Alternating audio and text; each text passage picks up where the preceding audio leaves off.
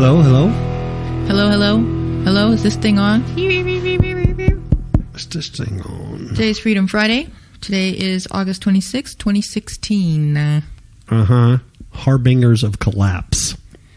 That's the title. Harbingers of Collapse. We're almost through with August. Next week. Then we'll be in September. Mm-hmm. And then the world's going to end. Well, it's supposed to end, what, August 30th? Something like that. I think yes. The world's going to end. August 30th. And then the economy will collapse September 20-something. Yeah. 20, Yeah. Which didn't really make sense, because if the world's already gone... Well, then there's nobody here to spend money. Yeah. Hello? Well, maybe there's... You see the logic here? Yeah. I see it. So anyway, did you see the blood red moon over New York the other day? I saw the picture. Yes, I saw the picture. I wasn't in New York either. But I saw the picture. It was amazing. It was. It was very beautiful, actually. Well, yeah, it was huge, though. Huge. It was right over Trump Tower, man. Right over Trump Tower. It's a sign. Amazing. Incredible signs. Amazing sign. Incredible signs. Incredible harbingers of collapse. I don't know if the blood moon is a harbinger of collapse, but sounds good. It'd make a good book. We are going to talk about stuff today. We're going to talk about this weird black... They call it a slime. I know. But it's not really a slime. Or like a bacteria or something. Yeah. Some kind of growth. A weird black slime that's taking over the monuments at Washington, D.C. And they can't deal with it. They have experts, scientists from all around the globe. To get rid of it, and it won't disappear. They can't even figure out what it is. They don't even know what it is. To me, that's a harbinger. It's a harbinger. And then, I think we all know that American journalism is collapsing. It's collapsing. It's sad. When you try to just watch a little bit of news or something, even local news, it is sad. But I think that statement is long overdue. Don't you think? Yes. I mean, they cannot even do a story on a local kid receiving a Ninja Turtle backpack without some kind of political agenda. It is really, really bad. It's Freedom Friday. They say Freedom Friday is the only place to go to get real news. That's what they say. The pronoun they. And then here's something that's great. You're not going to believe this, Ms. KAPOW. Okay. I actually have an article. Satan endorses one of the political candidates. Yeah, it's not Trump. Well, it's either Gary Johnson or the crazy one. It's the crazy one. Oh, my Lord. Satan? Yeah. Endorses her? That's pretty scary. Well, I know. Okay, and then Americans, this is really sad. A new research by Pew organization, not Pepe Le Pew, but just Pew, found that Americans are giving up on God and their belief in miracles. Isn't that statement way overdue? Yeah. I think so. Just like the collapse of journalism. And this is why we are in the condition that we are in, because people have turned away from God. And when we get to this article, it's going to be interesting, honestly, dear listeners. It's going to be interesting because they break it down to like why people are rejecting God and stuff, why they're not believing. It's pretty forthtelling. Then, along with that story, I just have to talk about this lesbian pastor from the Methodist Church who avoids a church trial by stepping down, but she's trying to change. No wonder people don't believe in God. There's no Christians. There's no Christianity displaying Christian morals and values anymore. Yeah. So you don't blame people. It's a harbinger of They collapse. don't see Christian. They don't see Christ in the Christians, which is really, really sad and scary because you're going to be held accountable for that. Regardless. Yeah, it's a bad thing. And then this crazy woman, we have to put this under can't fix stupid because you can't fix stupid. This crazy lady,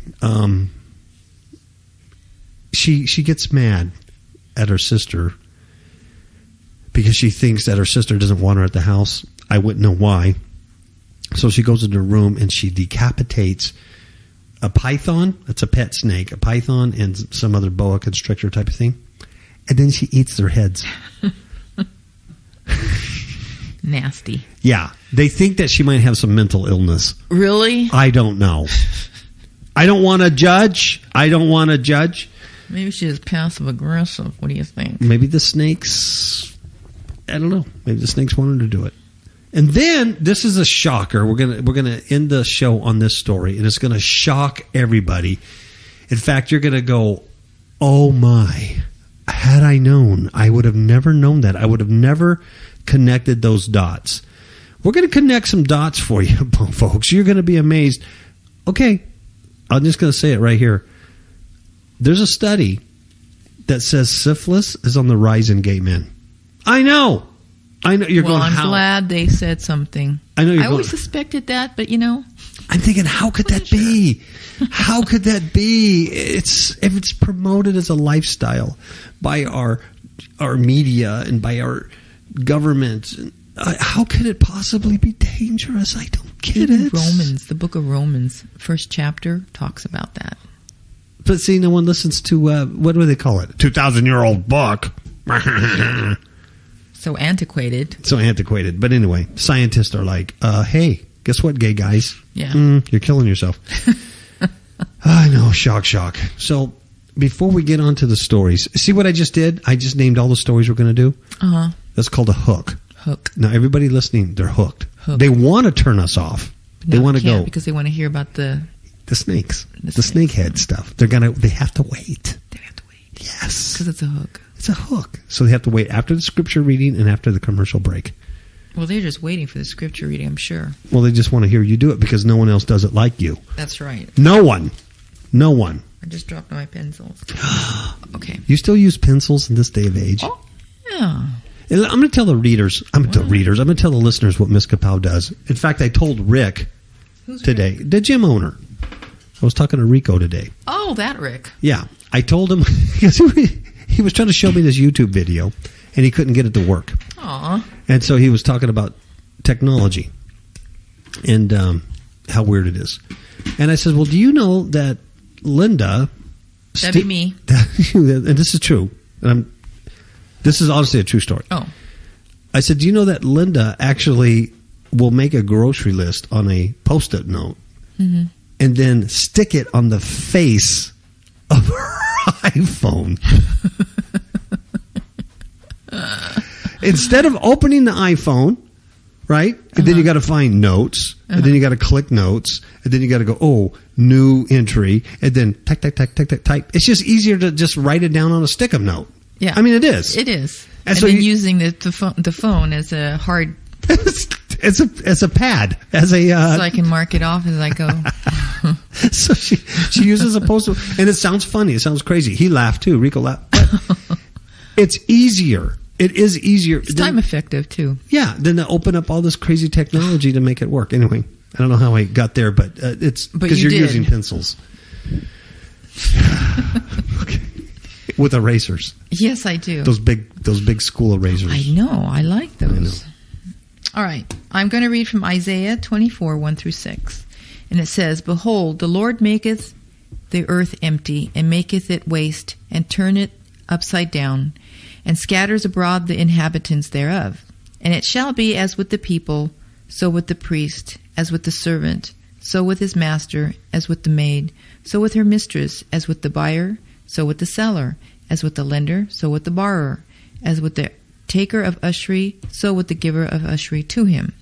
The land shall be utterly emptied and utterly spoiled, for the Lord hath spoken his word. The earth mourns and fades away, the world languishes and fades away. The haughty people of the earth do languish. The earth also is defiled under the inhabitants thereof, because they have transgressed the laws, changed the ordinance, broken the everlasting covenant. Therefore hath the cursed devoured the earth, and they that dwell therein are desolate. Therefore the inhabitants of the earth are burned, and few men left. That scripture right there almost makes me want to cry. I mean, it does. It wells up in me, because that prophecy Mm-hmm. My goodness, that's right in front of us. Yeah. That is amazing. Mm-hmm. I mean, you take your theological, historical, contextual, lexical, grammatical, Mm-hmm. right?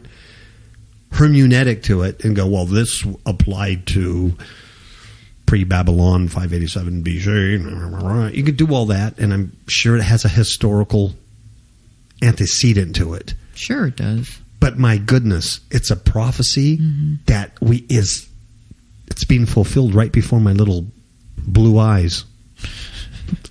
And I don't even have blue eyes. Brown to me. I choose to have blue eyes today, okay? All right. That's amazing. Yeah, it is. That's an amazing, amazing prophecy. It goes right with the harbinger of collapse. It's like it does, doesn't it? And it affects everybody. That scripture just like says the Lord gave it to me. Yeah. Wow. That is weird. That's weird. Okay, black slime. But first, I have to take a break for our sponsors, our many sponsors, okay? So just listen. We'll be right back.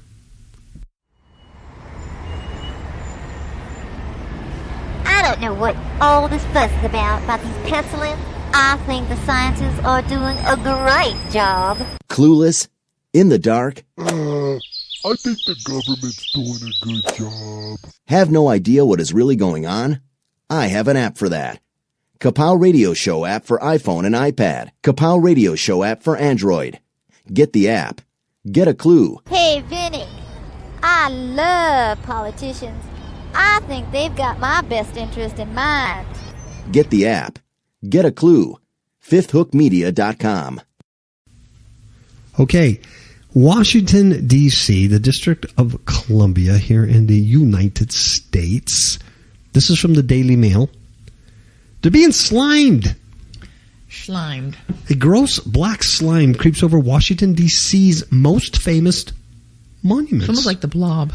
Yeah. You don't want to poke it with a stick. No. Because you know what happens. It climbs up the stick. You don't want to taste it either. You don't want to lick it. You don't want to go, can I get high on this slime? You know someone's going to do it. Oh, yeah. No one knows how to get rid of it. I know every man listening to my voice is saying, you take a pressure washer, you put 3/4 bleach, 1 running water, and you just, right? Every man knows that. You just clean it. Or cover it with duct tape. I like that idea. Or salsa. Salsa? Wow. Now you're digging deep into the Mesoamerican solutions. Exactly. But apparently these things don't work. I don't know why. The scientists don't even know what this stuff is. Yeah, so that's crazy. Yeah. Hear us out on this. They're calling it a biofilm, which I think is interesting because bio means life, right? So they're calling it like a live film organization. On life. Hey, maybe it's a movie. It's been creeping over the National Mall monuments and other iconic areas for a decade. 10 years. All I'm just going to say, Obama came into office in 2008. Yeah. It's been 8 years. And it's interesting how it came on scene and it's getting worse since the socialist president. Exactly. Yeah, absolutely. Not only socialist, but satanic. It's Luciferian. Darkness. It's blackness. Yeah. So anyway, Abraham Lincoln, who's now dead, Thomas Jefferson, who's now dead, they've been slimed. Slimed, I tell you. A mysterious black slime has been steadily oozing over the most famous monuments, including Lincoln and Jefferson memorials. Jefferson's memorial is the white marble dome around it. It's slowly turning gray from the icky substance they call biofilm. It's not actually a slime, but more of a powder. So I don't know why they call it a slime. I think it sounds more dramatic to say slime, I guess. But it's also creeped over Arlington National Cemetery, over the Washington Monument, and the tombstones, Ms. KAPOW, of Congressional Cemetery. Wow. See, it's taking over. Pretty creepy. Yeah, I got pictures of it. It's pretty nasty. Yeah, so it's all this white marble, and then it has this black junk all over it. I guess when you touch it, it's actually dry. It's not slimy, but dry. And because of the dryness, it's more difficult to remove or clean. No. Go ahead. They say because it's a biofilm, it's a colony of microscopic organisms. So it's alive.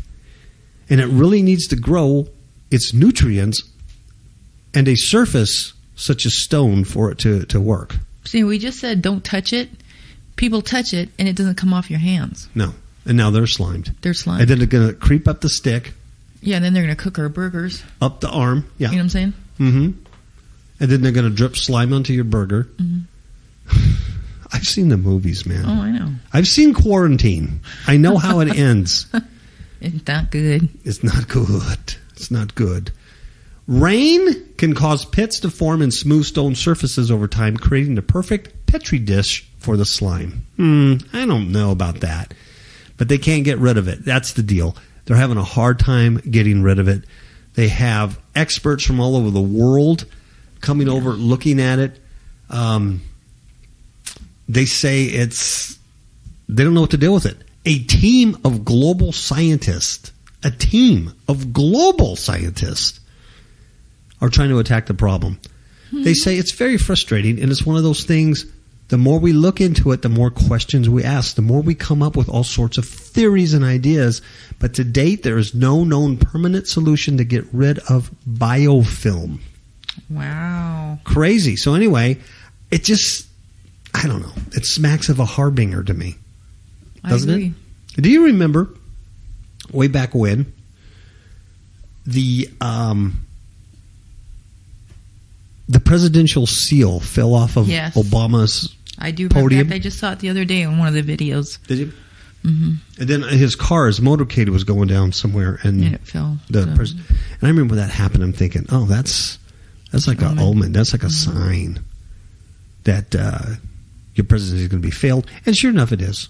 He'll go down as history as the worst POTUS or POTUS that we've ever had. I'm serious. The dude's horrible because he's a Luciferian socialite. Yeah. A socialite? Yeah. Maybe I meant an ophite. Ophite. That's a socialist ophite. That means serpent worshiper. So anyway, I think the black slime has something to do with that, Jerry. Yep. I really do. I think so. Okay. How about American journalism collapsing before our eyes? Everybody knows this. Everybody knows this. This is amazing because I think we talked a little bit about it last week. It's stupid out there. I mean, I really, not that I so much enjoyed news shows, but you would get informed. Sure. Watching, Hannity or O'Reilly or even that crazy gal, Rachel Maddow. Oh, yeah. Just to like her style. Hey, I'll listen to the other sides. I'm open-minded. But it's so crazy now, I can't listen to anybody. They're driving me nuts. Well, it used to be a journalist would just report the news. It was unbiased. Yes. Now it's biased, and now they use it to attack and make sure that people hear their agenda. You know what I mean? So you're not getting both sides. You're just getting one side. That's not journalism. No, and they're always trying to sell something to you. Just sell it to you. It's the same thing with some of these movies and TV shows. It's you listen to the words, you go, wait a minute, what's up with this agenda all the time? Come on. Anyway, this is from the New York Post. They say Donald Trump may or may not fix his campaign. Hillary Clinton may or may not become the first female president. But something else happening before our eyes is almost as important. And I agree. The complete collapse of American journalism as we know it. This is a New York Post. Yeah, see, but it's also an attack on the First Amendment. Yeah. You know what I mean? Because it's being censored. That's a good point. It is being censored. And only one side, only one agenda. You'll find most people, that have eyes to see on this, it's like you can't believe anything. No. You can't believe anything that's coming out because you got to question everything. It's like, Yeah. I mean, I'll hear something and then I'll say, maybe it's just the opposite of what they're saying. Or what are they trying to, how are they trying to manipulate me to think a certain way? Exactly. The frenzy to bury Trump is not limited to the Clinton campaign and the Obama White House. They are working hand in hand with what was considered the cream of the nation's news organizations, and that's the truth. The shameful display of naked partisanship by the elite media is unlike anything seen in modern America. Now, this is from the New York Post. Yeah. They're part of it, and they're saying this. They go on, they say the latest broadcast networks, CBS, NBC, ABC, major newspapers, all major newspapers like New York Times, Washington Post, have jettisoned all pretense of fair play. Their fierce determination to keep Trump out of the Oval Office has no precedent. We've never seen anything like this. 2016 is a bizarre year. And it's not going to get any better. Nope. Indeed, no foreign enemy, no terror group, no native criminal gang suffers the daily beating that Trump does. The mad mullahs of Iran, who call America the great Satan and vow to wipe Israel off the map, are treated gently by comparison. By torching its remaining credibility in service of Clinton, the mainstream media's reputations will likely never recover, nor will the standards. That's true. After this, you could never watch. I can't even watch Fox and they can't have any credibility with me. Oh yeah, of course, yeah, definitely. Besides their what do you call it? Clones. It's weird. Have you watched some of these newscasters, man? They're like robots. Yeah. We saw one the other day. I wish I knew her name. Yeah, I don't know her name. I've never seen her before. No. She was on Fox. I don't even know what show she was hosting or filling in for. And she had dark hair, but in the face and her mannerisms in her face and her features of her face, she looked almost exactly like Megyn Kelly. It was really weird. I mean, I said, this gal looks like Megyn, except she has dark hair. And it's almost like they came out of the same cloning laboratory. I mean, I'm serious. You know, I always said that, though, because there's too many celebrities that look like other celebrities. You know what I mean? And why would they be celebrities and not a plumber? Why would they go into acting and look like this? It's like they come out of the same, okay, here I go. Alien abduction spaceship. Pod. It's really weird. I think they're among us, folks. They look kind of like us, but they got glitches. They're glitchy. They're glitchy. Anyway, I digress. Liberal bias in journalism is often baked into the cake. The traditional ethos of comforting the afflicted and afflicting the comfortable leads to demands that government solve every problem, favoring big government. Then, because routine among most journalists, especially young ones, then they buy into this. Right? So the writer of this article says, I know because I was one of them. I started off at the Times while the Vietnam War and civil rights movement raged, and I was full of certainty about right and wrong. He says, my editors were too, though in a different way. Our boss of bosses, the legendary Abe Rosenthal, knew his reporters leaned left, so he leaned right to keep the paper straight. That meant the Times, except for the opinion pages, was scrubbed free of reporters' political views. An edict that was enforced by giving the opinion of news operations separate editors. The church and state structure was one reason the Times was considered the flagship of journalism. See, because they had a checks and balances, and they were trying to give the audience both views. Yes, and not just have somebody leaning far left and writing with that kind of bias, or leaning far right and writing with that kind of bias. Let's look at both sides. Yeah. Well, he says those days are gone. The Times are now The Times, meaning the newspaper, now is so out of the closet as a Clinton shield that is giving itself permission to violate any semblance of even-handedness in its news pages as well as its opinion pages. Well, you got to believe, you got to really, see that. And it goes on and on. It says a recent article by a media reporter, Jim Rutenberg, began this way. He says, quote, if you're a working journalist and you believe that Donald J. Trump is a demagogue playing to the nation's worst racist and nationalistic tendencies, that he cozies up to anti-American dictators, and that he would be dangerous with control of the United States nuclear codes, how the heck are you supposed to cover him? Yeah. That's true. Good point. That's true. They talk about the clear assumption is that many reporters see Trump that way, and it is noteworthy that no similar question is raised about Clinton, whose scandals are deserving only of scrutiny, but they don't really report and really get down to it, right? Rutenberg approvingly cites a leftist journalist who calls one candidate normal and the other abnormal. But Clinton is hardly normal to the 68% of Americans who find her dishonest and untrustworthy, though apparently not a single one of those people writes for the Times. So statistically, that makes the Times abnormal. Right. Man. And you could go on and on. The case is that we are in a time where our journalism, you don't have proper coverage of any kind of, especially political news story. It's bizarre. It is. It really is bizarre.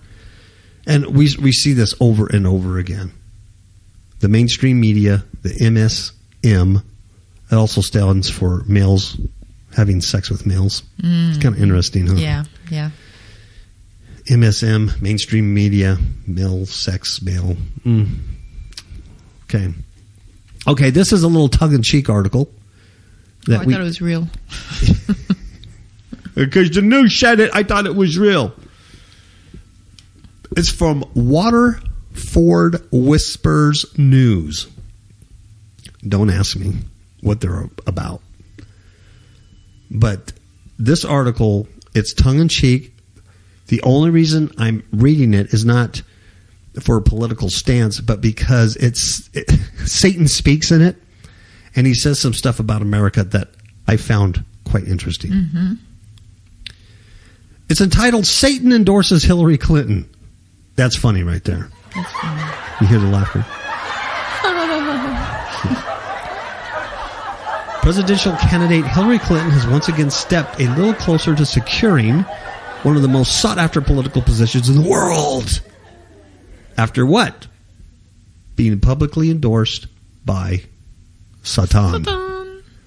Yeah. They call it, it's a first in the U.S./interdimensional relations. It's a first in history. Speaking at a rally held in New York this afternoon, Satan said he would fully support the Clinton campaign and stated that he will do everything in his power to help the 68-year-old secure her place as the first female president in America's short but eventful history. Now, here's what I want to get to, because I'm not just being mean to Hillary, but this article has a quote by Satan that I thought was pretty good. Satan says, quote, "I love America and everything it stands for." Oh, brother. That's how Satan opened up his speech. He says, "I love the way you guys just take what you want when you want it without fear of reprisals. Furthermore, I adore your country's corrupt behavior and continuing propensity for violence and your cunning ability to cover it up as some form of retribution for attacks on your soil, which you ingeniously orchestrate yourselves." He added, "You guys are even putting me to shame here, and I could not think of anyone else more perfect than Hillary to guide you through the next 4 to 8 years because, let's face it, it's going to be hell." Wow. Wow. Yeah. Wow, that's really clever. Really is. And then following a roar from the spectators, the devil incarnate went on to slam Donald Trump as an amateur, claiming he's too soft and stupid to run for the American presidency. Satan says, "What fool lets everybody know what he's thinking?" Satan pointed out, at least Hillary keeps all her real emotions and ideals locked away from public knowledge. You can't have an openly racist president in this day and age. You've got to be clever, more clever than that. You've got to be Hillary smart. And then it ends with him taking up Hillary's hand and chanting to the crowd, "Vote Hillary number one, vote Hillary number one." Oh, and then he disappears in a flash of light. Fire! Yeah. So, did that really happen? I don't know. Is it true? I don't know. What do you think, Bishop Me? Well, I do think he endorses her. I do. I just don't think he talks at the podium. No. But I read it on the news, on the Whisper, whatever it is, and that's what it said. This is sad. Let's get down to some serious reporting here and commentary. This is from the Washington Examiner. Where Americans are giving up on God and on miracles. Miracles. This is from the Pew Research Foundation. This is sad. This is sad. It says half of Americans who have left their church no longer believe in God, leading a surge of nearly 1/4 of the nation who have no affiliation with any religion, according to a new survey.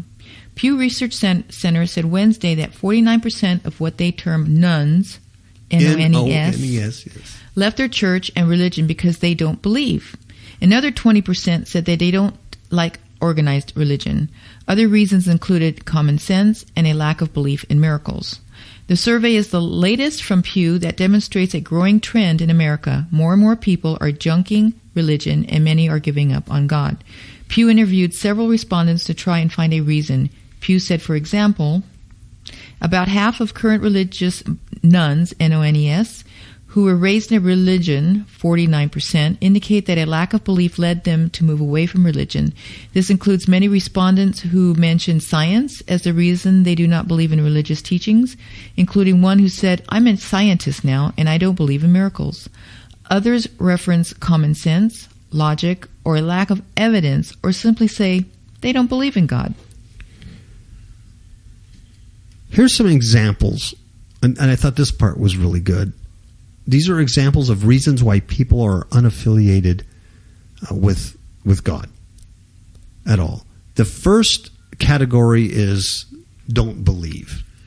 Mm-hmm. It says here, learning about evolution when I went away to college. Too many Christians doing unchristian things. That one's bad. Religion is the opiate of the people. Rational thought makes religion go out the window. Lack of any sort of scientific or specific evidence of a creator. I just realized somewhere along the line that I didn't really believe it. And I'm doing a lot more learning, studying, and kind of making decisions myself rather than listening to someone else. That's under the category of don't believe. I thought number 2, that stated too many Christians doing unchristian things. Yeah. See, they don't see Christ in the Christian walk. Mm-mm. That's bad. Or in our churches. Very bad. Here's a second category. They dislike organized religion. I do too, but I haven't given up on my faith. But these people have because of that. They say, I see organized religious groups as more divisive than uniting, which is very true. Mm. I think that more harm has been done in the name of religion than any other area. Very true. I no longer believe in organized religion. I don't attend services anymore. I just believe that religion is a very personal conversation with me and my Creator. Because I think religion is not a religion anymore, it's a business. It's all about money. Very true. The clergy sex abuse scandal. And the last one is the church's teaching on homosexuality. See, a lot of this is Catholicism. Because when you read Christian, we're all lumped in together. We're even lumped in with the Mormons and the SDAs, and you know what I mean. Mm-hmm. You're either Christian or you're not Christian, or Muslim, or Jew, or atheist. Or yeah. whatever. This this other category is religiously unsure / undecided.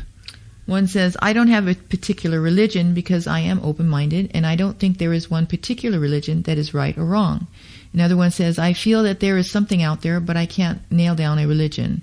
The last one says, right now I'm kind of leaning towards spirituality, but I'm not too sure. I know I can pray to my God anywhere. I do believe in a higher power, but I don't need a church to do that. See, those kind of people you could probably talk to a little more. Right. Because they're just kind of undecided. They don't like religion, but they know there's something wrong out there. You could probably deal with them. The first and second group are going to a little bit harder because they're looking for hard evidence, scientific evidence, yet they cannot prove evolution. They can't show me an animal that's evolving from one species into another. Right.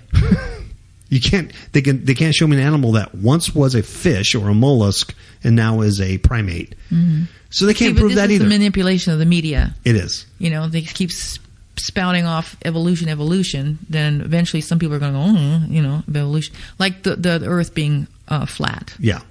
Pretty soon, people are going to believe that the Earth is flat and not round. There's too many of them already who believe in that. Okay, the last category is inactive believer. Says, I just basically stopped going to church when I went to college and never picked it up. I was never super religious. Next one, I don't practice any religion and I don't go to church or participate in any of the rituals of the church. And the last one says, I don't have time to go to church. Yeah. There's several of these categories where people said they were in college. The first one that don't believe, it says learning about evolution when I went away to college. This last one says, when I went to college, I quit believing. The education they're getting also. Mm-hmm. It's an antichrist world, antichrist Very education. True. Yep. That's what, again. Even in Christian colleges and universities. Oh, gosh, yes. Oh, yeah. Mm-hmm. That's absolutely. And you got the Jesuits, universities, and oh, yeah. It's amazing. Well, going along with that story is something that's rather annoying. Yeah, this one is annoying. The gay pastor who agreed to leave her post at the Johnson County Church. She's a pastor of a Methodist church, the United Methodist Church. So she comes out to her congregation and tells them she's gay as a $2 bill. Mm-hmm. Right? And she did it in hopes that it would change the church. Right. Regarding the denomination's stance on homosexuality. So she was hoping it would do some good. But 8 months later, for her admitting that she was gay as a $2 bill, that hope, for now at least, seems gone. And at the end of August, she's got to go bye-bye. Mm-hmm. Now, here's what she does. Apparently, there in the United Methodist Church, they do what they call a church trial. Sounds creepy. That is creepy. Doesn't it? A church trial? Yeah, it sounds like the Salem witch hunt. Yeah. So, the Pew Research people that said, they see anti-Christian stuff or weird, this kind of stuff doesn't do any good for biblical Christianity. Right. It's just weird. Yes. So to avoid a church trial, which would have stripped her of her powers to be a pastor. In other words, she couldn't marry people. She couldn't marry Barry. She couldn't do those things, that the state allows her to do. If she would have lost the trial, which she would have, they would have stripped her of those powers. So by resigning, she gets to keep her powers as a reverend. Mm-hmm. Now, don't you think something's wrong with that too? Yeah, I do. So now she can still marry and bury and do all those things and get another pastorship somewhere else. Right. And she doesn't lose her... Because there are some Methodist churches that would be okay with this. Probably. And they name some of these other denominations that would. Yeah. See? So all she has to do... is switch sides. Exactly. She's already switched once. Switch again. Yeah. Switch hitter. Go bat left. So, on this last Wednesday, she said she was glad to avoid a trial because it could have resulted in her losing her credentials. And she could never pastor again. She thinks this is her calling from God. See? Because God is not done with her yet. God's not done with her yet. Right? So, in the meantime, she's going to work in lay ministries for a nonprofit as she continues to hope for a policy change in the denomination's book of discipline so she could return to the pulpit. See, right there is weird too. Book of discipline? I mean, I don't know. Do you want to go to a church that has a book of discipline and has church trials? No. I don't know. It's kind of weird. Of course, God's not done with her yet, she says. That's right. So it took 13 hours to reach some kind of agreement, but this 53-year-old lesbian pastor said, I've signed away my right to live out my calling, to be most fully who God called me to be. I hope only for a time. My heart is broken, yet I trust that God will work through even this for good. So she stepped down, but she gets to keep all her goodies. And she can work for a nonprofit and everything. Oh, let's see. They say the United Methodist Church says the agreement was reached to avoid the harm and trauma of a trial.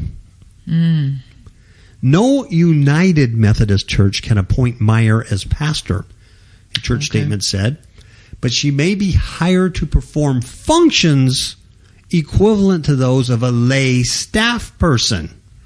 And she got a severance pay of $37,000, which was a yearly salary. Okay. So they gave her a yearly salary to go away, basically. Now, Rita Jones, who's president of the United Methodist Women in Edgerton, and she's the secretary of the church council, said the congregation was greatly disappointed to lose Meyer. We want a gay pastor. We want a gay pastor. We want a gay pastor. Rita Jones says she is the same person who walked through the door the first day. Of course she is. She was gay as a $2 bill the first day she came into your congregation. She just hid it for a length of time. Because now she wants to do change. She goes on, she says, a congregation never agrees 100% on anything. But a big majority here supported her and wanted her to stay. Do you notice there's no scripture, there's no Bible? No. You don't have to agree what God says or what the scriptures say. You just have to, you don't agree with each other. Everybody's different. Exactly. Rita says, she's an excellent pastor and we're sorry to see her leave and we wish her the best. We want a gay pastor. Yeah. Okay, here's the other Christian denominations that allow gayness. The Episcopal Church, write that one down. I don't want you going to an Episcopal church. The Evangelical Lutheran Church in America. You see, there's different branches. I don't know if all Lutheran churches do, but the Evangelical Lutheran Church in America does. The Christian Church or Disciples of Christ. That sounds like a motorcycle gang. Yeah. Disciples of Christ. The United Church of Christ and the Presbyterian Church of the USA. Those denominations already allow gay clergy, but the Methodists have stuck to the ban. You know why? Because they're conservative, and the liberals think it's time for change. Yep. But anyway, she's sad because she has to leave, and that the denomination won't change their stance for right now. But someday they're going to wake up and they're going to realize that dusty old scriptures, those archaic beliefs in sin and sexual immorality and all that nonsense is getting in the way of their business. It's not good business. It's not good marketing. Okay, especially with the Pew Research coming out and saying, hey, no one's believing you anyway. You got to do something to make it attractive. You got to put food on the table. You sound so sarcastic, Miss KAPOW. Okay, you can't fix stupid. You can't fix stupid. Are you ready for the can't fix stupid desk? I am. Okay, take it away. No jail for a woman who decapitated snakes with scissors and ate its heads. Is that wrong? Well, I wouldn't do it. says a woman who decapitated 2 pet snakes with a pair of scissors and tried to swallow their severed heads while drunk has escaped a prison term. Jennifer Lampe, 28, was given a 4-month suspended sentence after subjecting the reptiles to a prolonged and painful suffering before they eventually died. See, that's wrong. That's wrong. Why would she do that? Because she's demon-possessed. She's demon-possessed, yes. Lampe of Church Stretton in Shropshire had been drinking whiskey, amaretto, and lager prior to killing the animals on April 8th. Wow. She was living with her sister at the time of the incident and had become agitated after fearing she was no longer welcome there. I wonder why. Yeah. I just wonder why. I know. She wouldn't be welcome. Okay. So, after yelling and swearing, she had taken scissors and a knife to her room, where the boa constrictor and a bull python were kept. Nice little pets to have. Yeah, see, there's something already wrong. Right. Mr. Price said when her sister saw the defendant in her bedroom, she had a boa constrictor under her top and was covered in blood. And about 3/4 of the snake could be seen. The defendant was hysterical. The defendant's sister called the police, and officers found her with the headless, albeit still moving, body of a boa constrictor around her neck. Lempe had vomited up the heads and placed both in her trouser pockets as she wanted to keep them. See, it just nasty. That's nasty. It gets weirder and weirder. You just can't fix this kind of demonic stupid. No. You can't fix it. You can't fix it. The snakes experience prolonged and painful suffering, and their heads still can remain operable after an hour of decapitation. Amazing. Sarah Cooper, who's her attorney, she said that her client is vulnerable and a loner, and she has some mental health problems. Some mental health problems? This is what she said. It's a bizarre set of circumstances, needless to say. The animals have suffered. They shouldn't have. She knows that. And so Lampe pleaded guilty to two charges of causing unnecessary suffering to an animal at an earlier hearing, and has been banned from keeping animals for 5 years. I'll tell you what, I mean, because they're reptiles and snakes, there's not a big outrage, and be like, but they're animals, living creatures. Yes. And she has if she's going to have them as pets, she has a responsibility to care for them. Yeah. Had they been dogs or cats or puppies and she did that, you can imagine the outrage, But here's a totally demonic. I mean, you talk about harbingers of collapse. I mean, every week there's stories like this, and they're global. Yeah, it's just way out there behavior, and you read it so much that it's kind of like, oh, here's another stuck on stupid. You can't fix stupid story. Yeah, these kind of stories bizarre. are more the norm. Yes, than they were just a few years ago. At all. Okay. This is the coup de grace of the shockers. People are going to go, I would never guess this, but The Guardian has reported, it's true, that syphilis is on the rise among gay men. Yeah, when it should have been confined to history. It should have been confined to history. We should have got rid of this disease a long time ago when men quit dating sheep. Well, it says infections among men who have sex with men have soared by 232%. Wow, is that possible? In 5 years in London, as sex with multiple partners combines with devastating surface cuts. Wow. What? And yet our society, their society, our global society, won't come out and say this is not a good lifestyle choice. This, my friend, is high-risk behavior, and it will kill you. We won't say that. Instead, we put homosexual lifestyle up on a pedestal on movies, TV shows. Half our politicians are gay. This poor pastor of the Methodist Church wants to change church doctrine, and it's not logical. It's not logical. If this is the Zika virus, would they be fighting for the Zika virus? In TV shows. Sure. The Zika virus. You're not wrong to have Zika. Those people who don't like you, they're Zika-phoids. They're Zika-phobes. Mm-hmm, mm-hmm. They're Zika-phobes. They're wrong. They're wrong. Well, anyway, syphilis is passed through unprotected oral, vaginal, and anal sex. It's affected famous people like Al Capone and reportedly Hitler. But syphilis is in no way confined to big names, nor is it sexually transmitted infection of the past. Mm-hmm.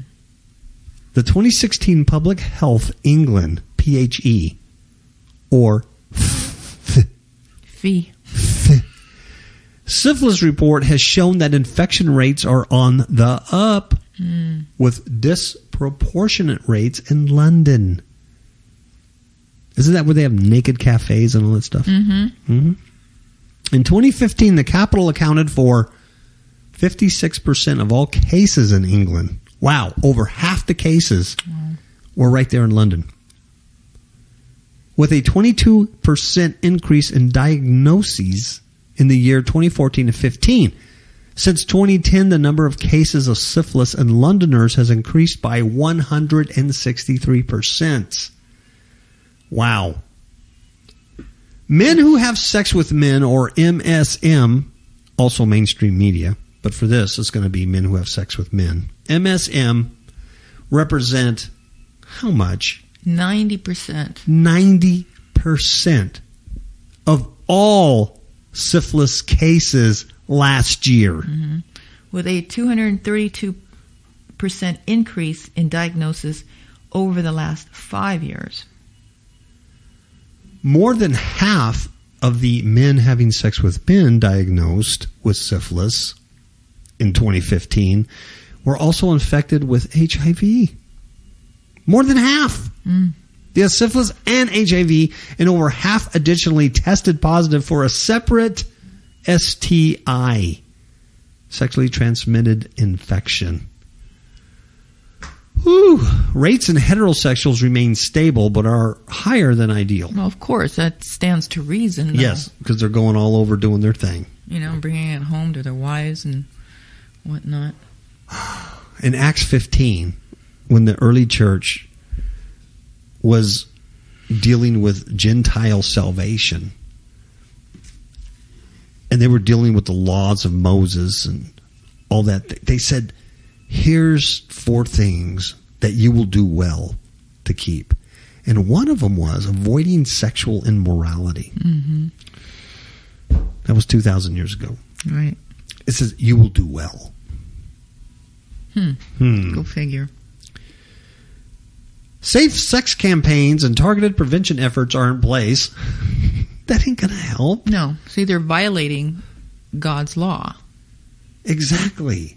So you can wear condoms or not wear condoms or pretend that you are, and you're going to have education all you want. That's not going to work. It's the sin. Mm-hmm. It's the lifestyle. This is a curse you're bringing on yourself. Right. Simple as that. You're bringing on death on yourself. Sexual health care is free and accessible to both high and low risk groups over there in London. So what's going on? What's going on there? The basic science cannot sugarcoat it anymore, Ms. KAPOW. You know what's going on? I'm going to tell you what's going on. There's more condomless sex. It leads to higher rates of syphilis and gonorrhea, chlamydia, and HIV. The list goes on. This is some nasty, nasty people. These people are nasty. Mm-hmm. They're just full of bugs and infection and bacteria and disease that they bring on themselves. Why? They can't control. See, that's even biblical. It is. But who wants to read that old book? Yeah. Untreated syphilis means the disease continues to be passed on. It leads to potentially horrifying long-term medical complications. And action is needed. In MSN, men having sex with men, higher numbers of partners is a key reason behind the heavily inflated rates. Wow. I know. I would have never guessed. Compounded by the use of apps such as Grindr. Grindr. Okay. Venue-based and group sex.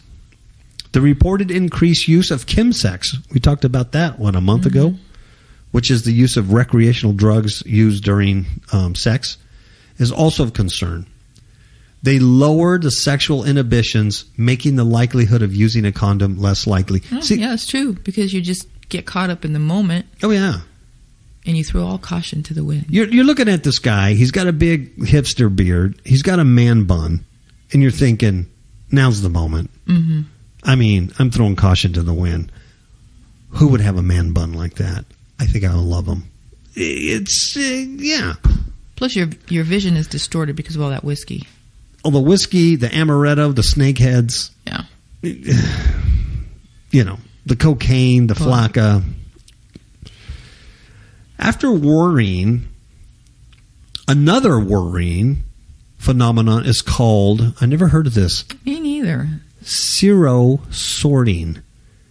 That's S-E-R-O. Sero. Sero sorting. That's when men choose partners who have the same HIV status.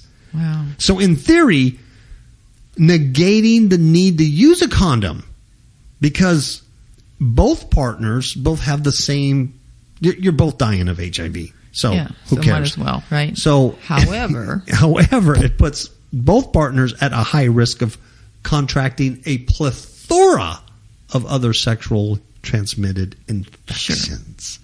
Because the diseases you have, you give to me, and I give you the diseases I have, and now it's if I have mononucleosis and you have mononucleosis, would you look at me and go, give me a big kiss? Let's just kiss because we're both sick. I don't even like being around you when you have a cold.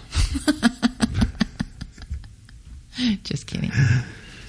I guess the answer is no. The point of this whole rant here is that it's shocking to these people, and they say they need further study to look at the complex background to the increasing rates of STIs in high-risk groups. I mean, they always make it like such a shock. And they say, while syphilis has been a feature of centuries past, there's no doubt that its story now should be confined to the history books. And what are we going to do? See, they can't even resolve this problem, right? Nor can they resolve the black slime in Washington. No. Right? No. But now they're trying to figure out a way to circumvent death. Yes.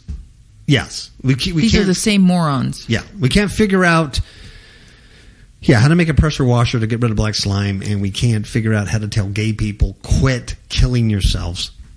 They can't even get rid of gophers. Oh, gophers are impossible.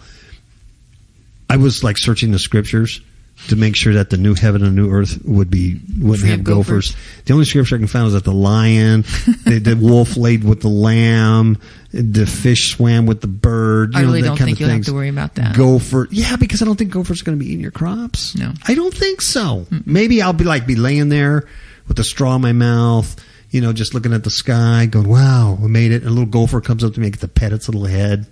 Something like that. I see you in your mansion with gophers and potato bugs. Ooh, I don't like potato bugs.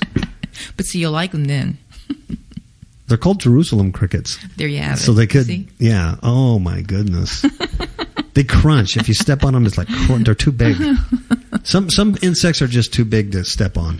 Those are the ones. I had Brother KAPOW go on a...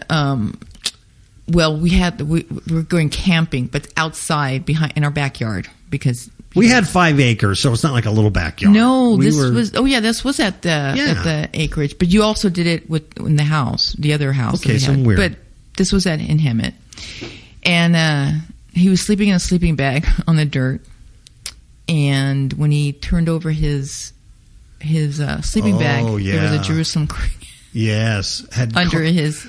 Oh my Lord! And that was the last time I was able to get him to go camping outside. I won't sleep on the ground. I'll sleep on top of a cot. I'll sleep inside a motorhome with a DVD and a microwave, but I ain't sleeping on the ground. No, that ain't happening. So that was the last time. I have a man bun, and the ground messes up my man bun. I'm a hipster. Okay, let's say goodnight. All right. And then we will catch you all later. We thank you for listening to Freedom Friday Hour, alternative news or commentary. Until next week, God willing, ciao, babies.